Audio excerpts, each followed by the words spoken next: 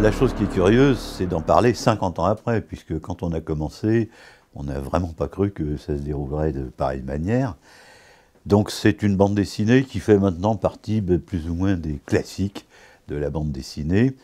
Comme tous les classiques, ça vieillit et puis ça renaît, parce qu'il y a aussi des effets de mode. Valérian a une espèce de deuxième jeunesse. Bah, comment pas être content de ça, hein. Ce qui est marrant, c'est que forcément, vu de l'intérieur, que ce soit le scénariste, que ce soit le dessinateur, on n'a jamais lâché le boulot, quoi. Même, il y a eu des interruptions, parce que je ne suis pas un dessinateur prolifique, et puis j'ai fait d'autres trucs, d'autres interventions sur d'autres terrains, mais Valérian, c'est la seule bande dessinée que j'ai dessinée dans toute ma carrière, et 50 ans, c'est déjà un petit record quand même.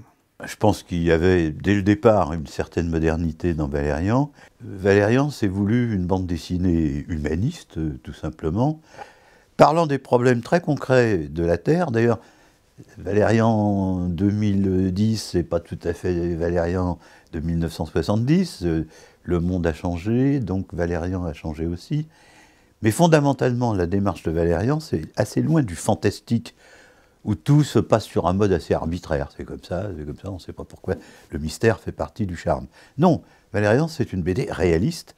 Par exemple, toutes les espèces extraterrestres ont leur raison d'être. Il y avait un côté classique d'enchaînement, d'une lecture extrêmement fluide, bouleversée des fois, mais et finalement, ça a tenu la route, puisque les bouquins sont pour l'instant encore bien aimés d'un nouveau lectorat.